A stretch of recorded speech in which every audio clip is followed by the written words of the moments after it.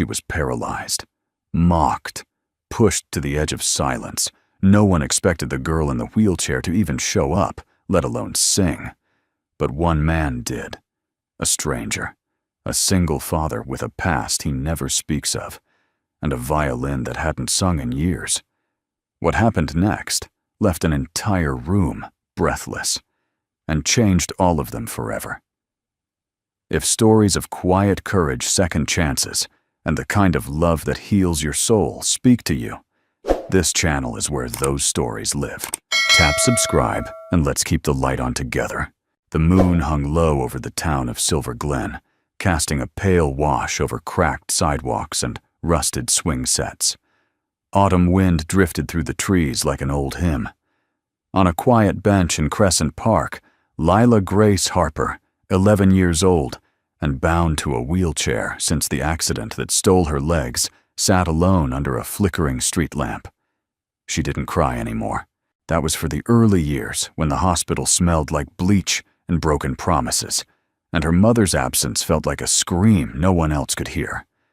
Now she just stared up at the moon. It was the only thing that hadn't left. From the bushes behind the bench came laughter. Harsh, juvenile, the kind that made your skin crawl. 3 boys no older than 14 sauntered into the clearing. "Hey, Moon Girl," one of them called. Still waiting on your rocket, Lila didn't flinch. She'd heard worse. But when the tallest boy stepped forward and gave her wheelchair a cruel shove, the front wheels caught on a crack in the pavement, and she lurched sideways with a gasp. That's when they heard it. A sound, thin, haunting, slipped between the leaves like a ghost. Not a voice, not a shout. Something. Melodic. A single note. Drawn. Scraped. Violin. From the shadows emerged a man. Tall, rail-thin with a coat that had seen too many winters, and boots scuffed to the sole. Elias Wren moved with a limp in his right leg, but his grip on the violin was sure. He didn't raise his voice. He didn't make threats. He just stood there drawing the bow across the strings, weaving a sound so sorrowful it made the wind hush. What the hell, one of the boys muttered. Elias stopped playing and looked at them. His voice, when it came, was low and even. "That's enough," the leader laughed. "What are you, her grandpa or something?" "No," Elias said. "Just a man who's seen what cruelty does when no one stops it." The boys hesitated, as if debating whether to fight or flee. Then one of them muttered something under his breath, and they turned away, retreating into the trees, with the clumsy swagger of boys who didn't realize how close they'd come to being ashamed. Silence fell again. Lila stared at the man. His beard was unkempt, his eyes a tired gray. And the violin. It looked like it had been salvaged from a shipwreck. "You okay?" he asked. She nodded. "You have a name, Lila." "Nice name," he said. "I'm Elias." He sat on the far end of the bench, careful not to intrude. For a while, neither spoke. Then Lila broke the silence. "You play really pretty." Elias chuckled softly. "Haven't heard that in a long time." "Why'd you stop?" He didn't answer right away. Instead, he reached into his coat and pulled out a soft cloth wrapped carefully around a folded photograph. He held it up but didn't offer it. "My daughter, Maddie. She used to say the same thing." Lila didn't ask what happened. She'd learned that the most broken things were the ones never spoken of. "Are you homeless?" she asked. He smiled. "Let's say, untethered." She nodded solemnly, as if understanding more than a child should. A sudden gust of wind sent a pile of leaves scattering, and Lila shivered. Elias took off his coat and draped it gently over her shoulders. "You shouldn't be out here alone," he said. "Where's your mom?" "She's away," Lila said. "Getting help.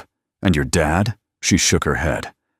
"Well," Elias said quietly, "how about I walk you home? I can roll. Then I'll walk beside you." They moved slowly, the wheels of her chair creaking softly along the path. Elias carried the violin under one arm, as if it were something sacred. When they reached her small rental house, the porch light was off. "You live alone?" he asked, brows furrowed. "Miss Lorraine next door checks in," Lila said quickly. "I'm not supposed to talk about it." Elias paused. "Would it be all right if I checked in too?" Lila hesitated, then nodded. That night, as Elias sat on the back steps of the porch, playing a lullaby that only the stars could hear, Lila lay in bed with his coat still over her shoulders. She didn't understand everything about the strange man with the sad eyes and the violin that cried when he played, but she knew this much: he hadn't walked away. And that was more than most. The next morning arrived pale and damp, the kind of Oregon morning that seemed reluctant to bloom. A slow drizzle tapped against the windows of the small rental home where Lila Grace Harper lived. The porch still held the imprint of a man's boots and the faint scent of pine from the old violin case left leaning by the railing. Elias Wren had not gone far. He sat cross-legged on a weathered bench outside the convenience store 2 blocks down, plucking quietly at a broken string and watching the world bustle by without him. A cup of cheap coffee steamed at his side, mostly untouched. He wasn't sure why he hadn't moved on. He had lived many lives in many towns, stayed just long enough to be tolerated, never long enough to be trusted. But something in Lila's voice, no, not her voice, her stillness had stilled him too. Back at the house, Lila wheeled herself into the kitchen, opened the cabinet, and stared at the rows of canned soup and boxed macaroni. Miss Lorraine next door usually checked in, brought groceries, sometimes made enough meatloaf to last the week. But today, Lila wanted to do something for someone else. She filled the kettle and set it on the burner, rummaged through the drawers until she found a tea bag, chamomile slightly crushed, but still fragrant. She set out 2 mugs and waited. At exactly 9:00 a.m., Elias knocked. Lila smiled. "You came back." He removed his cap, looking suddenly unsure. "You sure it's okay I made tea?" That was all the invitation he needed. He stepped inside, blinking at the tidy clutter book stacked on the windowsill, a crocheted blanket slung over the back of the couch, framed school photos on the fridge, held up by mismatched magnets. It was not much, but it was more home than he'd seen in years. She handed him a mug with the words, "Be kind," written in faded blue cursive. Elias sat carefully at the small kitchen table and cradled the cup in his hands. "You live here alone?" he asked gently. "My mom's in rehab. She'll be back. She always says that." Elias took a sip. The tea was lukewarm but sweet. "I used to think being alone was safer," he said. "Fewer people to disappoint. But it's cold too." Lila tilted her head. "You miss your daughter?" He didn't answer right away. His fingers tightened on the mug. Maddie was brave. She didn't walk away from me. I walked away from her. I thought I was doing her a favor. I was wrong. Silence fell between them, thick but not uncomfortable. Then Lila asked the question that had been dancing on the edge of her mind since last night. "Why do you still carry the violin?" Elias smiled faintly. "Because it's the only thing I haven't lost." He stood, reached for the case, and opened it on the table. Inside was a violin with a deep amber finish and a crack near the chin rest. The strings were old, but the wood gleamed where the varnish had been worn away by years of playing. He lifted it with reverence, ran a hand across the strings. "It's not in tune," he said. "You could fix it." "Maybe." They sat like that for a long time, an old man with calloused hands, and a violin that had gone silent, and a young girl with tired eyes, and a body that wouldn't move the way she dreamed. Together they formed a stillness that felt oddly like forward motion. The front door creaked open. Miss Lorraine appeared, a large tote bag in her arms, and an expression caught somewhere between suspicion and surprise. "Lila, I brought." She froze at the sight of Elias. "It's okay, Miss Lorraine," Lila said quickly. This is Mr. Wren. He plays violin." Lorraine's gaze narrowed. "Uh-huh." Elias rose. "Ma'am, I'll go." Lila looked panicked. "Please don't. He's nice." Lorraine studied Elias. He stood straight, didn't fidget, didn't sell himself. That, oddly enough, earned her trust. "Well," she said slowly, "as long as you're not here to preach or sell insurance. I'm here for tea." She smiled reluctantly. A man of taste. Elias sat again, and Lorraine busied herself in the kitchen, unpacking groceries and pretending not to listen while listening to every word. After a moment, Lila said, "Wren, would you teach me to sing better?" He looked at her, startled. "I don't want to just make noise," she said. "I want people to feel something." He nodded slowly. "Then we start with breath. Not lungs, heart. You sing from the hurt and you'll never go wrong." Lila looked down at her lap. "Then I should be able to sing forever." Elias didn't respond. He just reached for the violin, placed it on his shoulder, and drew the bow. The first note was off, the second closer. By the third, the kitchen filled with a sound that was not beautiful but true. Lila closed her eyes, and for the first time in a long time, she felt warm. The next few days settled into a quiet rhythm. Morning tea with Lila. Short walks, well rolls through the neighborhood. Elias Wren found himself strangely tethered, not by obligation, but by the gentle weight of something he hadn't felt in years, belonging. He had begun repairing the violin. Miss Lorraine had offered him a set of replacement strings from her late husband's music stash.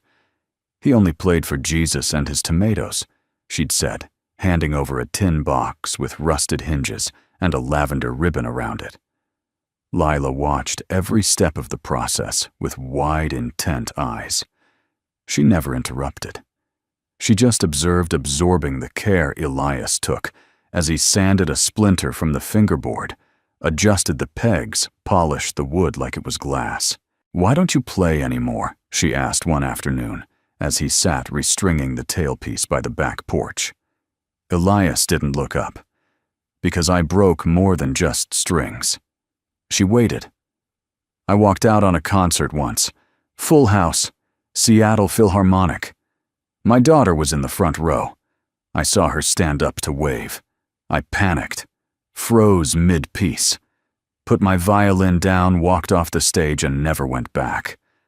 "Why," Lila whispered. "Because I'd spent my whole life using music to escape pain. And in that moment, I saw Maddie's face and realized I didn't want to escape anymore. I just didn't know how to stay." The breeze picked up. A maple leaf fluttered onto Lila's lap. "I think," she said slowly, "that's the saddest thing I've ever heard." Elias smiled without joy. "That makes two of us." Later that evening, Elias sat in the living room, violin finally restrung, tuning by ear. Lila sat across from him on the couch, her legs curled to the side, a notebook balanced on her knees. "I wrote something," she said quietly. Elias glanced up. "A song. I mean, lyrics. I don't have a melody yet."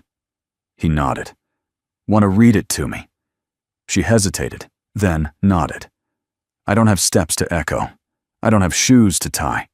But I've got skies inside me, and they don't ask me why. I may not dance with sparrows or race with morning light, but if you sit and listen, I'll sing your soul to flight." When she finished, Elias set the violin down slowly. "That," he said, "is not just a song. That's a truth." Lila flushed. "You think it's too sad?" "No," he said. "I think it's real, and real always matters." The next morning they began. Elias taught her how to breathe, not from her throat, but from the gut, from somewhere deeper. He showed her how to shape vowels, how to hold a note like it was fragile and alive. He sang first, his voice weathered, but firm. Then she followed, soft, tremulous, but brave. Sometimes she cracked, sometimes he coughed. But they kept going. Each mistake became a step forward, each repetition a little less broken. One afternoon, after a particularly strong practice, Miss Lorraine peeked in. "You two sound like church, back when people still believed in something." Lila beamed. "He says my voice has bones now." Lorraine chuckled. "Good. That means it'll stand on its own." That night, while washing the dishes together, Lila rinsing Elias drying, she asked, "Do you think I'll ever sing on stage?" Elias hesitated. "If that's what you want, then yes. But people stare." "Let them. They stared at me too." "Because you froze." "No, because I came back." Lila nodded thoughtfully, as though cataloging the courage it would require. The next morning brought an unexpected envelope on the doorstep. It was from Silver Glen Elementary. Inside was a letter. "Dear parent or guardian, your child Lila Harper has been entered into the Silver Glen Fall Showcase on October 28th. Participants will perform for student staff and invited families. Please confirm attendance and performance details." Elias read it twice. Then he noticed the handwriting at the bottom. "P.S. Don't worry, she doesn't stand a chance." A childish scrawl, a cruel joke. Elias's hand tightened. Lila read over his shoulder. She didn't say a word, just folded the paper once, twice, and then again until it disappeared inside her fist. "I knew it was a joke," she said quietly. "I knew." Elias crouched beside her chair, laid a hand gently on her wrist. "They may have entered your name to laugh," he said. "But what you do with that stage, that's yours." Her jaw tensed. "What if I mess up? Then you'll keep singing, because you're not singing to prove anything. You're singing to heal." She looked at him. Really looked. "Will you be there?" she asked. He touched his violin case. "I won't just be there. I'll be standing behind you." That night, as Elias played a soft, wandering tune in the kitchen, Lila hummed quietly beside him, following each note like stepping stones across a river she'd never dared cross. She didn't know if she could do it, but she knew he believed she could. And sometimes that was enough to begin. The leaves had begun their slow surrender to fall, turning the sidewalks of Silver Glen into a watercolor of crimson and gold. Lila Grace Harper rolled through them like a ship at sea, her wheels cutting a quiet path as she made her way to school, her heart louder than the wind. Since the letter had arrived, something inside her had shifted. Not just the dread of what might happen on stage, but something deeper. An ache. A question. What if she wasn't ready? Elias walked beside her, that morning violin case slung over his shoulder like a soldier's rifle. He didn't speak much. He rarely did when Lila was thinking. He knew that music needed silence to grow. At the school gates, students milled around, laughing, shouting, pretending not to see her. A few did. One girl offered a quiet smile. A boy whispered behind his hand. But no one approached. Lila wheeled herself down the hallway like she always had, low to the ground, quiet, overlooked. But not today. Today, a paper banner hung in the gym. Fall Showcase, October 28th. Every voice matters, a bold lie, Lila thought. Inside her homeroom, her teacher, Mrs. Armitage, clapped her hands. "All right, singers and dancers, rehearsal sign-ups on the board. If your name's already there, grab your time slot." Lila didn't move. She stared at the list. There scribbled in blocky, boyish handwriting, "Lila Harper, vocal solo." And beneath it, a crude sketch of a wheelchair, with musical notes floating above it, crossed out. Laughter echoed behind her. Lila wheeled herself out into the hallway, blinking hard. Elias was waiting by the playground fence. He didn't ask. He saw it on her face, the humiliation blooming like ink in water. "Do you want to back out?" he asked gently. Lila didn't answer right away. She looked up at the trees instead, as if searching for strength in their surrender. "I don't want to prove anything," she finally said. "I just want to sing." Elias nodded. "Then sing. and let them hear something they'll never forget. At home, they practiced in the small living room with its faded curtains and mismatched cushions. Elias pulled the coffee table aside, creating space for her wheelchair. He tuned the violin, while Lila read her lyrics aloud over and over until they felt like a second skin. But no matter how she tried, something was off. "I can't hold that middle note," she complained one afternoon, voice cracking like dry earth. "It dies halfway." "Because you're afraid of it," Elias said simply. "You're trying to control it. I'm supposed to control it."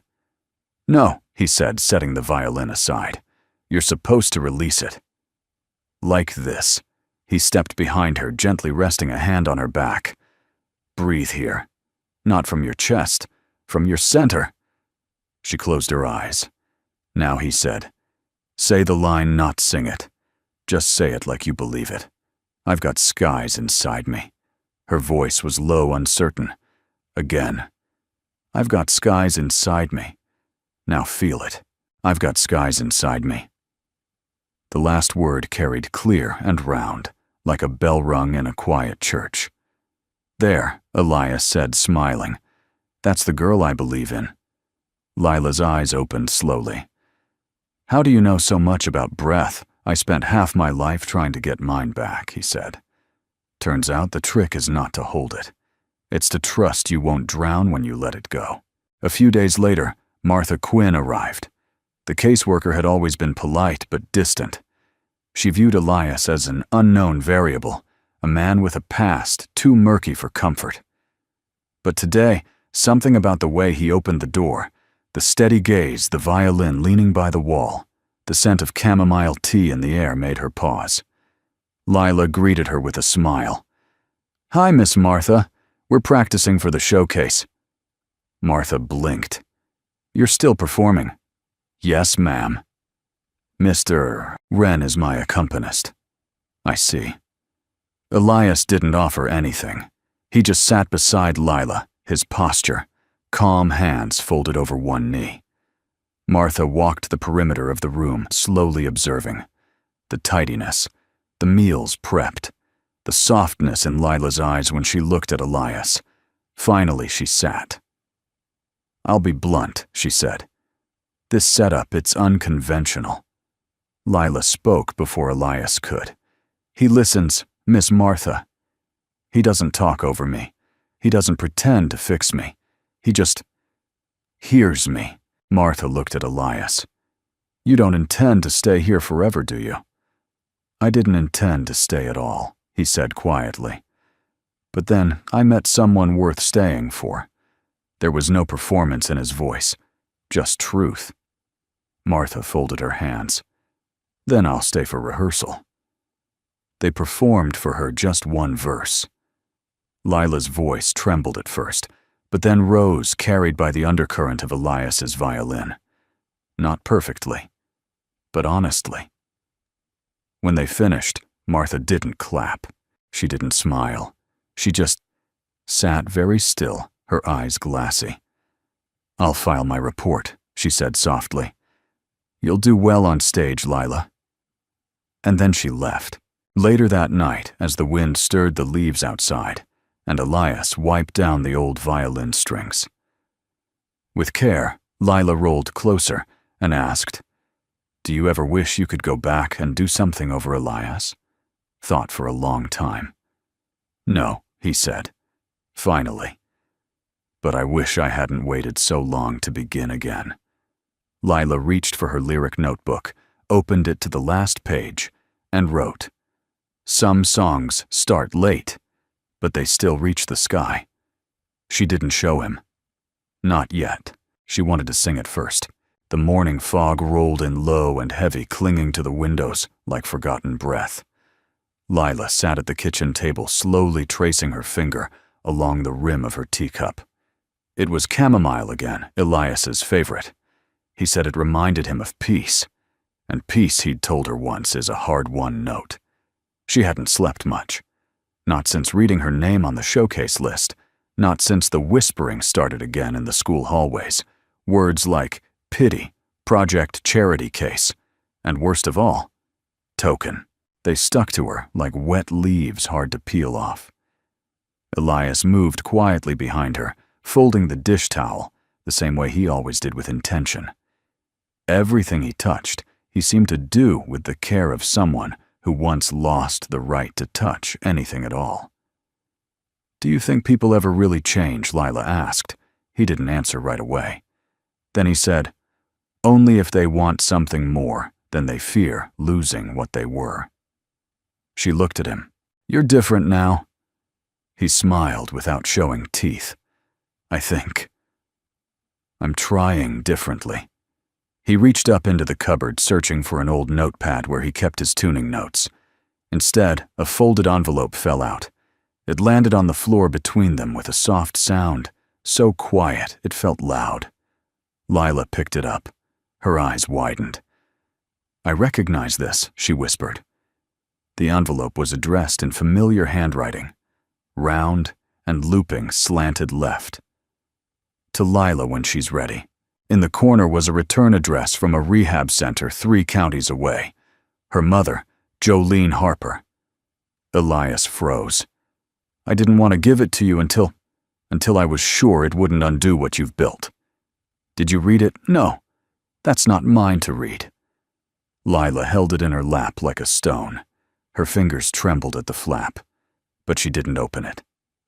Not yet. "Can I read it later?" she asked. "You can read it whenever you need to," Elias replied.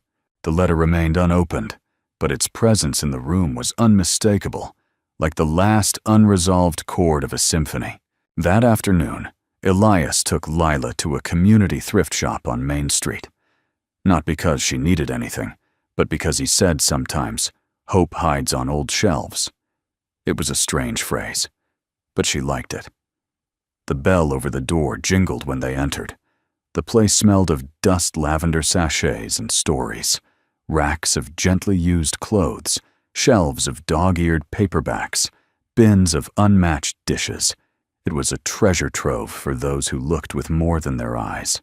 In the back corner next to a bin of vintage records, Lila found it. A dress. Not flashy. Not bright. Just simple white cotton with lace trim at the sleeves, soft and slightly worn. It looked like something that might have once been worn to church or to a concert where someone dared to believe they belonged. "Try it on," Elias said. Lila looked down at her wheelchair, then back at him. He nodded. "Yes, you can." In the tiny fitting room, she closed the curtain and changed slowly. The dress fit almost perfectly, resting on her, like a story half written, but full of promise. She looked at herself in the cracked mirror, unsure of the girl staring back. But she didn't look small. She looked centered. When they got home, Lila went straight to her bedroom and shut the door. Elias didn't knock. He knew the look on her face. She was ready to read the letter. She sat on her bed, sunlight sifting through the blinds, and unfolded the envelope with shaking hands. "My Lila, by the time you read this, I hope you found a way to sing again. Not just with your voice, but with your eyes, your heart, your stillness. I've spent most of my life drowning in things I thought I needed attention, escape excuses. But you were always enough. I'm sorry I wasn't. I'm sorry I left you alone in a world that isn't always kind to quiet strength. If you ever sing in front of people again, and you're scared, just remember, there's a woman in this world who knows deep in her bones that your voice was born to be heard. I just pray I get to hear it too. With more love than I ever knew how to show, Mom." When she finished, Lila didn't cry.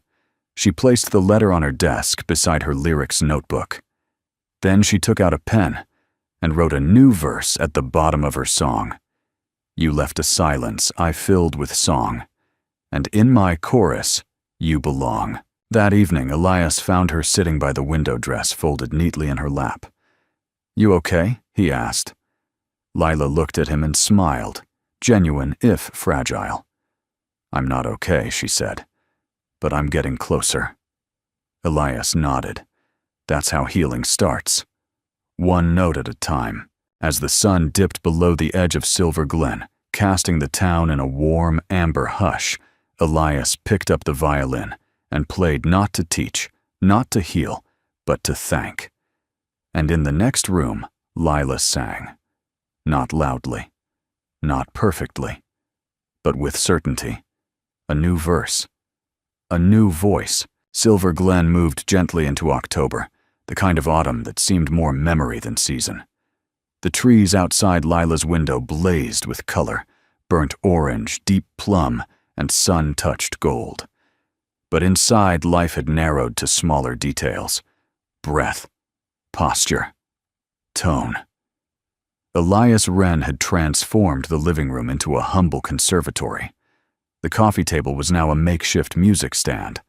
The carpet, worn thin in the center, had been cleared to make room for Lila's chair. Every day after school, he'd wait with the violin already tuned, 2 cups of tea steeping on the window ledge. This was their new rhythm. Again, Elias said gently. Lila exhaled, readjusted her spine, and repeated the second verse of her song. Her voice was growing not in volume, but in intent. The once fragile melody now carried the weight of someone who knew why she was singing. But something still wasn't right. After another pass through the chorus, she shook her head. It doesn't land. It feels clumsy. Not clumsy, Elias said, rubbing a thumb along the curve of his violin's neck, just unanchored.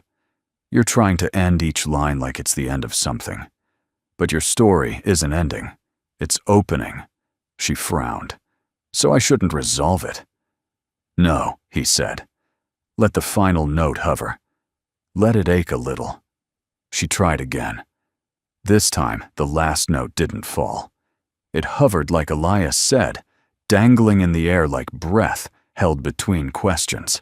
He didn't applaud, just nodded once, like someone witnessing something sacred. Later, as the kettle whistled in the kitchen, Lila sat cross-legged in her chair, fiddling with the Velcro strap on her left shoe. She rarely wore real shoes anymore, but she'd insisted on practicing in them that week. If I'm going to sing like I'm walking, she told Elias, then my feet should look the part. He had silently gone into the closet and returned with a box. Inside a pair of pale gray Mary Janes, soft leather rubber soles, Velcro straps, simple worn at the toes. His daughters. I kept them, he said. I didn't know why. Maybe for this. Lila didn't speak. She reached into the box as if handling porcelain. When she slipped them on, they were half a size too big, but they held her just right.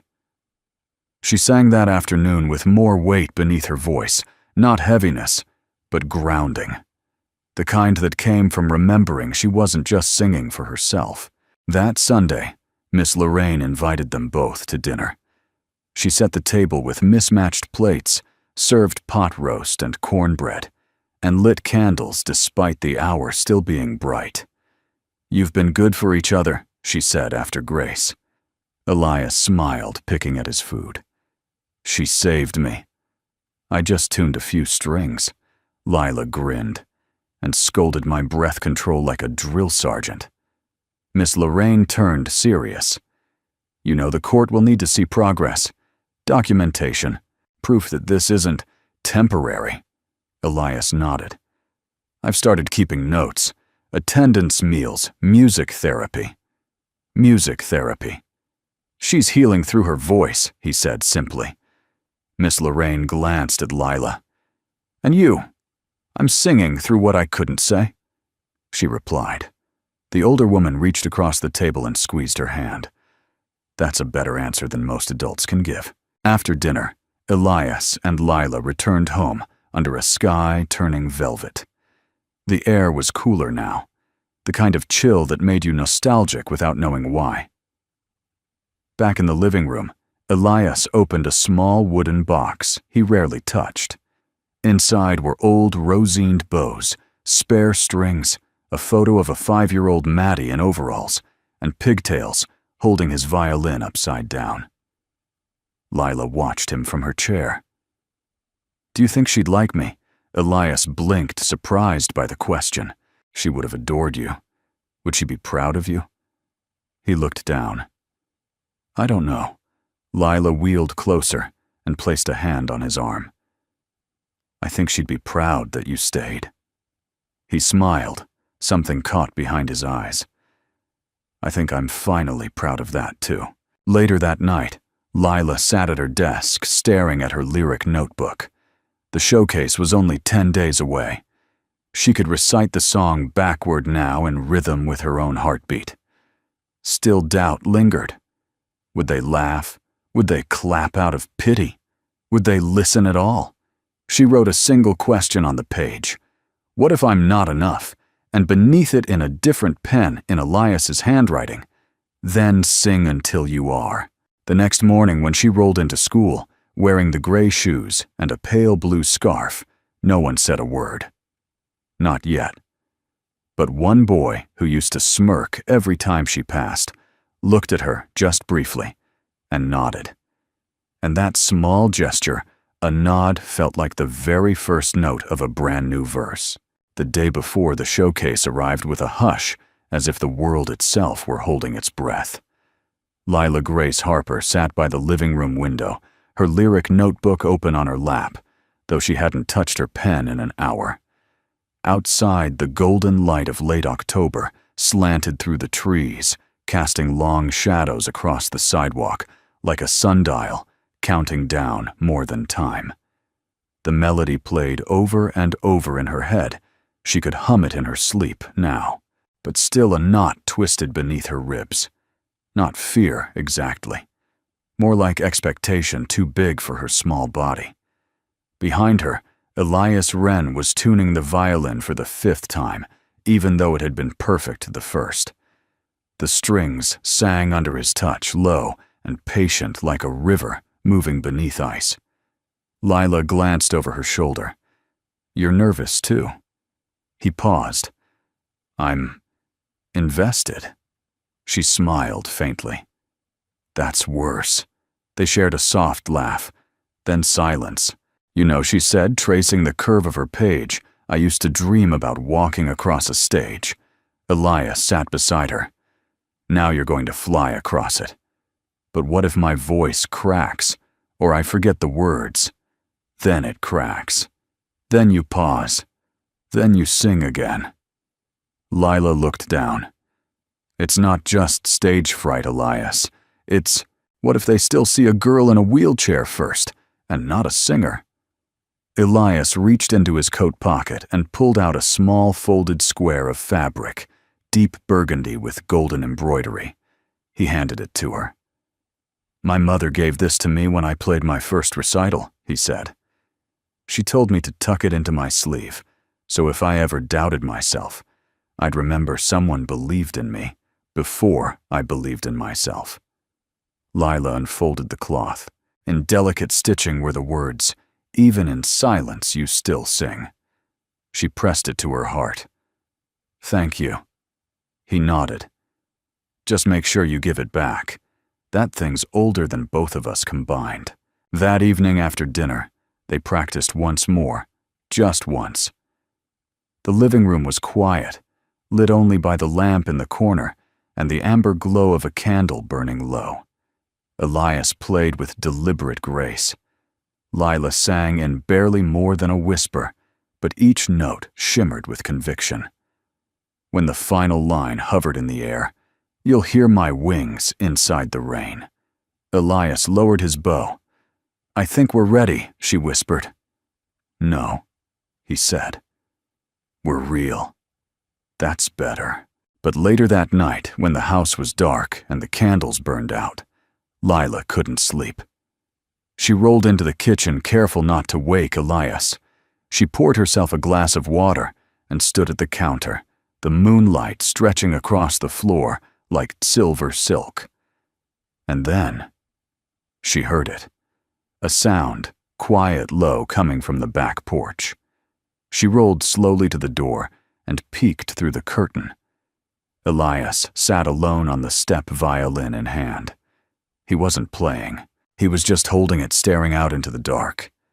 Couldn't sleep, she asked softly, opening the door. He didn't startle, just nodded. Used to be the stage that haunted me. Now it's everything else. Lila wheeled closer. You scared? I'm terrified. Why? He paused, then said, because I want this to go right. For you. And I can't control it. I can only show up. Lila looked at him, this man who had once walked out on an orchestra, who'd spent a decade running from silence. And now here he was, steady present, afraid for someone else. I think she said, that's what bravery really is. Showing up. Not knowing how it ends. He chuckled. You're wise for 11. I've had a few quiet years to think. The wind stirred the trees, and somewhere down the block, a dog barked into the dark. Can I ask you something? She said. Always. Why did you freeze that night at the concert? Elias exhaled. I saw Maddie's face. She was 7, front row, waving at me like she was the only person in the world who mattered. And in that moment, I realized I didn't want to perform anymore. I wanted to be her dad, not the man who left for rehearsals and came home smelling like applause. And you left the stage and never went back. Lila nodded slowly. Do you regret it? He was quiet for a long time. I regret not going back to her after he said, I let shame be louder than love. Lila didn't respond. She simply reached out and placed her hand on his. You came back now. They sat together until the moon slipped lower, until the candle inside the kitchen window guttered out. When they finally rose, Lila turned to him at the doorway. Elias, yeah. If I crack tomorrow, will you keep playing? He smiled, weary and warm. Always. And in that quiet silver hour before dawn, something unspoken settled between them. Something stronger than fear, softer than fate. Not a promise. Not even hope. Just presence. And that was enough. The auditorium of Silver Glen Elementary smelled faintly of floor wax, stage paint, and nerves. Folding chairs clattered as parents took their seats, bundled in cardigans and denim jackets, programs rustling like autumn leaves. Children peeked out from behind the curtain, faces powdered and flushed, some grinning, others pale as chalk. Lila Grace Harper sat in the wings, hands folded tightly in her lap. Her wheelchair turned toward the sliver of stage she could see between the curtains. Her dress, simple white cotton with lace-trimmed sleeves, lay gently against her legs. Around her wrist, the embroidered cloth Elias had given her peeked out from beneath the cuff like a secret blessing. Her name was 10th on the program. 10. She whispered it to herself like a countdown. Elias Wren sat nearby, back straight, violin balanced on his knee. He hadn't said much since they arrived. He didn't need to. His presence alone felt like a second heartbeat beside her own. A teacher passed by with a clipboard and whispered, You're on in 2. Lila nodded. She didn't trust her voice yet. From the stage, a girl finished a tap routine to scattered applause. A boy with a clarinet squeaked through Yankee Doodle. Then the MC stepped to the microphone, clearing his throat. Next we have Lila Harper, performing an original vocal piece, accompanied by Mr. Elias Wren. A pause, a murmur from the crowd. One laugh, quickly hushed. Elias turned to her. Ready. She met his eyes. Yes. But not because I'm not scared, he nodded. Because you're walking into it anyway. She rolled toward the stage. It was not a large stage, barely raised 3 feet off the gym floor, but it felt like the moon. Her wheels clicked gently as she crossed to center. The spotlight warmed her face, but the audience beyond it was only a blur of heads and shadows. Elias stepped beside her. Violin raised. He didn't look at the crowd. He looked at her. Waiting. Lila closed her eyes, breathed in, and nodded. The first notes rose soft and low, the bow gliding across the strings with reverence. The melody was familiar to them both, simple like something passed down from a grandmother's humming. Then Lila began. I don't have steps to echo. I don't have shoes to tie. But I've got skies inside me, and they don't ask me why." Her voice was quiet at first, delicate, as if afraid to be real. But on the third line, something shifted. She leaned into the words, not loud, but true. Each note carried weight, not in decibels, but in honesty. The room changed. Whispers ceased. Phones were lowered.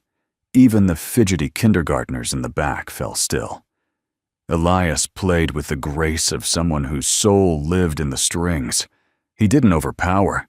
He lifted. He wove beneath her melody like roots, beneath a tree holding never binding. I may not dance with sparrows or race with morning light, but if you sit and listen, I'll sing your soul to flight.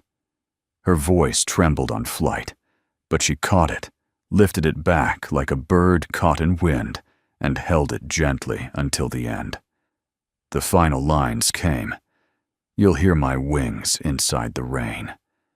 And she let the last note float barely above a whisper, but full.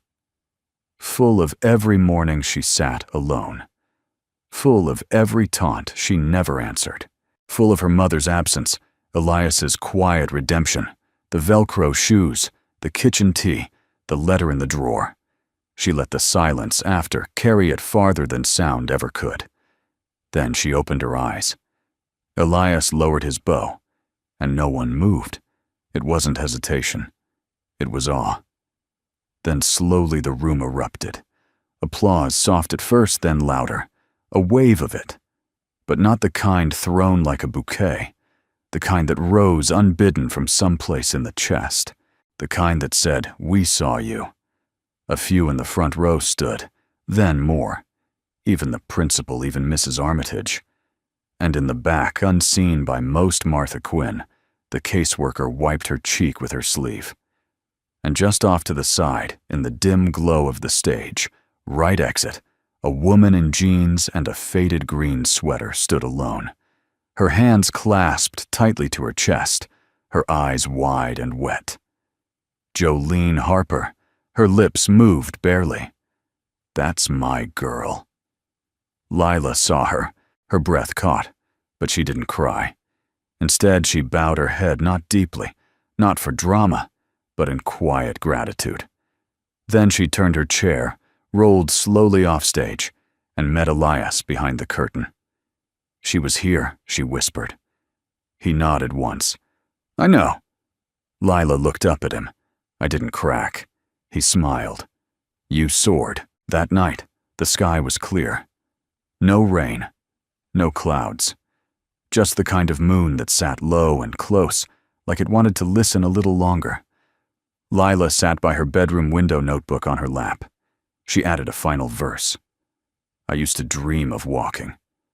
Now I dream of light, not on stages, but in silence, where my heart sings right.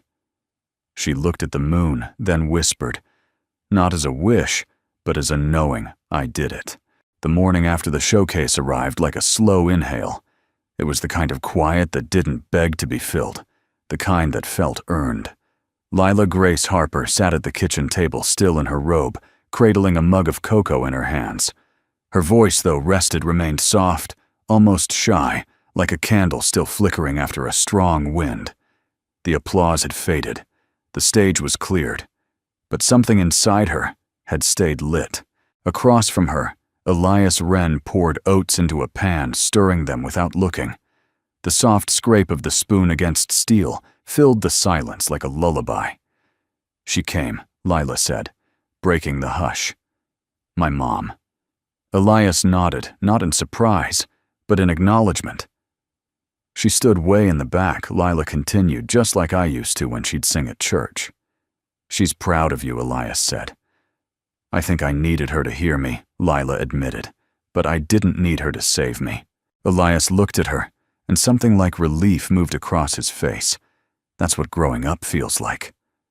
Lila sipped her cocoa. Then I think I grew up last night. He smiled faintly. And you didn't even have to walk to do it. Later that afternoon, a knock came at the door. It wasn't urgent. Not the knock of a stranger. It was light, hesitant, familiar. Lila wheeled herself to the door. Through the curtain she saw her. Same frame, same eyes. A little thinner, a little older, but unmistakable. She opened the door slowly. "Hi, baby, Jolene," Harper said, voice trembling. Lila didn't speak. Jolene held up a paper bag. "I brought your favorite, popcorn and gummy worms." Lila blinked.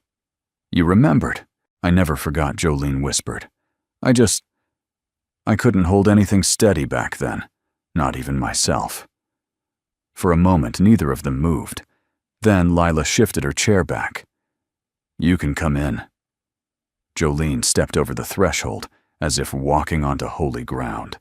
She looked around at the mismatched furniture, the violin resting in the corner, the scent of chamomile steeping in the air. "You've made a life here," she said. "I didn't do it alone," Lila replied. Jolene turned toward the kitchen where Elias stood silently drying his hands on a towel. She straightened. "You must be the one." Elias nodded. Not the one she came from, but maybe the one who stayed. Jolene's throat tightened. "Thank you." He simply said, "She saved herself." I just played along. They sat in the living room, the three of them, as the late light filtered through the curtains. Jolene didn't press. She didn't cry. She didn't ask for anything. She just listened as Lila told her about the showcase, about the violin, about how she used to think she had nothing left, and how singing showed her she still had everything inside. At one point, Jolene said softly, "I wrote that in the letter, you know, that your voice was born to be heard." "I know," Lila replied. "I believed you." Silence followed, not awkward, but reverent. Then Jolene asked, "Can I hear it?" "Your song." Lila looked at Elias. He stood, walked to the corner, lifted the violin. Lila closed her eyes and sang just the first verse. Not for a crowd, not for applause, just for her mother. And Jolene wept. Not for shame, but for grace. That night, when Jolene left, she didn't ask to stay. She didn't pretend the past hadn't happened. She simply hugged her daughter gently, like something breakable but whole, and promised to return the next day. "She meant it this time," Lila said after the door closed. Elias nodded. "I think she's learning how to stay. Later, as the stars bloomed across the sky like quiet witnesses, Elias lit a fire in the small backyard pit. He and Lila sat beneath a flannel blanket, the night wind brushing their faces. "You did something rare," he said. Lila looked up. "What's that you forgave?" "I didn't know I had until I sang," she whispered. It was like the words did it for me. Elias stared into the flames. Sometimes music knows what we're not brave enough to admit. She leaned her head against his arm. "Are you proud of me?" He didn't answer immediately. Then he reached into his coat and pulled out the photo of Maddie. He handed it to Lila. "She would have wanted to meet you," he said. Lila studied the girl in the photo. "She would have liked your song." "I think," Elias said softly, "she sent me to hear it." They sat in silence for a long while, watching the fire burn down to soft embers. No one said anything else. They didn't need to. Because sometimes, in the right kind of silence, a life finishes, saying something it couldn't speak before. The following week, Silver Glen slipped deeper into fall. The wind had turned from crisp to cold, and the trees shed their gold like memories that no longer needed keeping. In the mornings, Elias Wren would sit on the front steps of Lila's house, with his violin plucking soft notes into the air, while she practiced harmonies from the living room window. Each day the notes grew surer, and each day something else changed. Jolene Harper returned, not just once. Every day, she'd bring warm muffins in paper bags or thrifted scarves for Lila, or sometimes nothing at all, but her hands tucked deep in her sleeves and a quiet hope in her eyes. She never pushed. She just sat and waited. And slowly, Lila let her in. At first, just for afternoon tea, then dinner, then stories at night about the songs Jolene used to sing as a girl, the mistakes that hardened her voice, the letters she wrote from rehab that never left her hands. I didn't think I deserved a second verse, Jolene admitted one night. But you gave me one. Lila's reply was simple. We all sing broken. Elias watched the reunion unfold with cautious grace. He'd learned not to expect miracles. But this slow forgiveness between a mother and daughter wasn't a miracle. It was a choice. One made over and over. By mid-November, they had created something that looked from the outside almost like a family. Not the kind with matching ornaments or chore charts on the fridge, but the kind where everyone had scars and still stayed. One chilly Friday, Lila rolled into the living room to find Elias, kneeling by the fireplace, polishing the violin with a soft cloth, and uncharacteristically quiet. "You okay?" she asked. He looked up, offered a small smile. "I'm leaving the violin with you." Lila froze. "What I'll still play. I'll still teach. But this," he held up the instrument gently, reverently, "this one belongs to you now." She blinked. "Elias, I can't." "You already have," he interrupted. "This violin was broken long before you ever heard it. And now, it sings again." He placed it in her lap. "It forgave me," he said. "And now it's yours to carry forward." Lila ran her fingers over the wood, the soft grooves worn smooth by decades of sorrow and grace. "I don't know if I'm ready," neither was I. He stood. "You'll know when to play." Later that afternoon, Elias and Jolene sat side by side on the porch swing. It creaked softly beneath them, the sky bruised with late sun.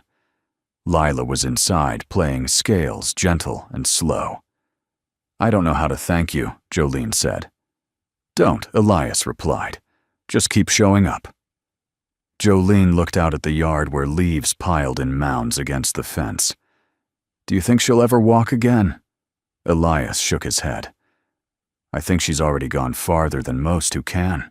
Jolene wiped a tear from her cheek. "You gave her that." "No," he said. "I just stood still long enough for her to find her voice."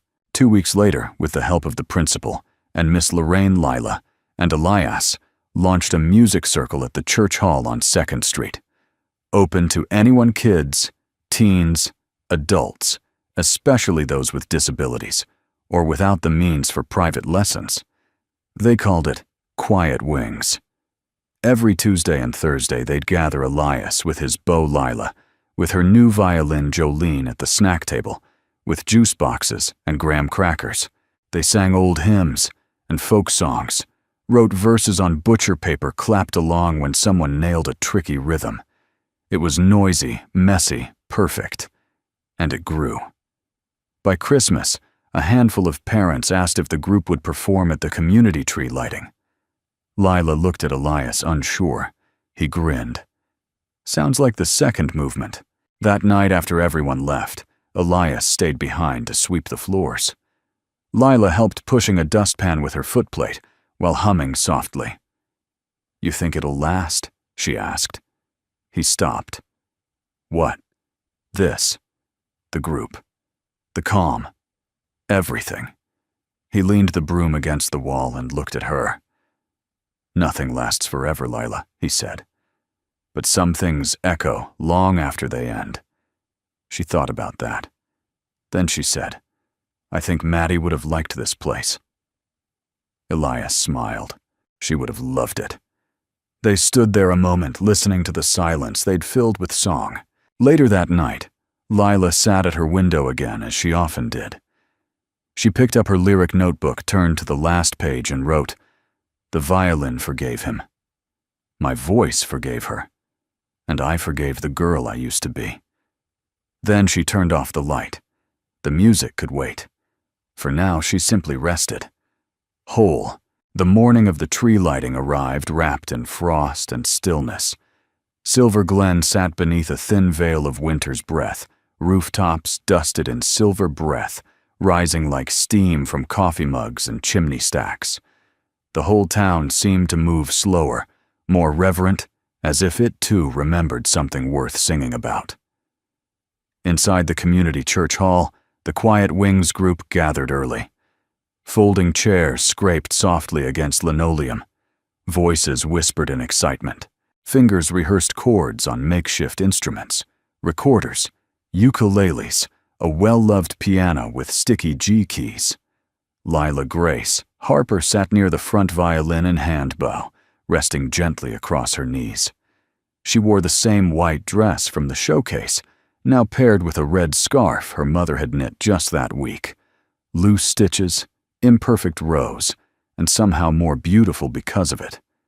Jolene hovered nearby with juice boxes and nervous smiles. Her sobriety chip clinked gently in her pocket, with every step a reminder of where she'd been and who she was still becoming. Elias Wren stood near the windows, quietly tuning the group's instruments, greeting each student with a nod, a warm look, a gesture of calm. He hadn't said much that morning. He didn't need to. His presence was its own melody now. "Ready?" he asked as he approached Lila. She nodded. More than. Outside the town square was already filling. Children in knit caps played tag around the benches. Grandparents sipped cider.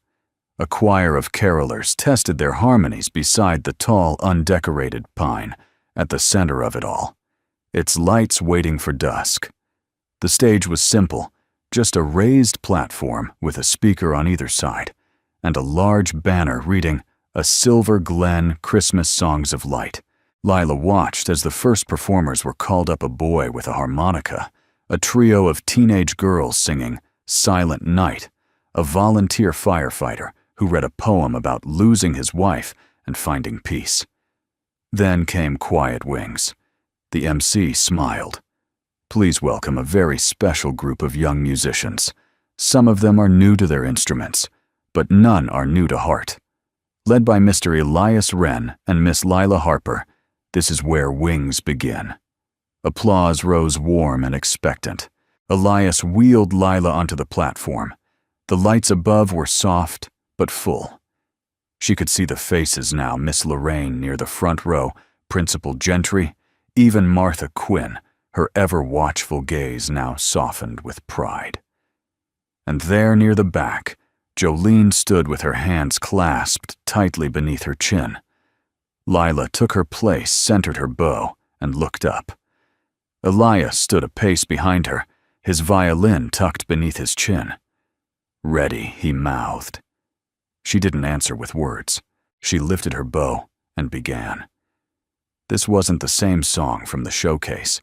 This was something new, something born from long nights and soft tears from forgiveness, whispered between tea mugs and stitched into scarves. A song made not from triumph, but from truth. The group followed her lead, soft percussion, delicate harmonies, one brave flute soaring over the top like a bird released. And then she sang. "I used to think my silence was a song no one could hear, but now I know the quiet is where music first appears." Her voice rang clear, not loud, but open. Honest. Grown. "I don't need feet to follow where love already goes. I've found a way to fly here, where my wounded spirit grows." There was no applause at first, only breath, only stillness, and then one clap, then more, rising like rain on rooftops. A standing ovation not for perfection, but for presence, for the girl who found her wings inside her wounds. Later, as the tree lights flickered on and cider was passed around, Lila stood at the edge of the square violin case closed at her side. Jolene approached slowly, arms crossed against the cold. "You sounded like peace," she said. "I felt it," Lila replied. Jolene looked out at the twinkling lights. "I don't know what I did to deserve hearing that." Lila turned to her. "You stayed. And for Jolene, that was enough. Elias found her an hour later back at the hall, packing up chairs, her red scarf now looped around her violin case like a ribbon. "Someone asked if you'd teach private lessons," he said. Lila laughed. "I'm still learning myself." "That's what makes you good," he replied. "You teach from where you are." She looked up at him, her face half shadowed in the fading light. "What about you?" He took a long breath. "I'm not running anymore. I'm here." "For good," Elias nodded. "For good things, for new songs, for the girl who helped me remember mine." They stood there a while, not saying much. They didn't need to. The violin had forgiven. The voice had risen. And love real and mended had made a home. That night, as the town slept beneath a sky scattered with stars, Lila sat once more by her window notebook open in her lap. She turned to a fresh page and wrote the final words of her song. "I thought the end would break me. But here's what I have learned. The end is just the silence before a voice returns." She smiled, closed the notebook, and whispered to the night, "Thank you. Some songs begin in silence, and some lives begin again when someone chooses to stay." If this story touched something quiet in your heart, I'd love to know where in the world you're watching from tonight. Drop a comment and share your corner of the world with us. It means more than you know.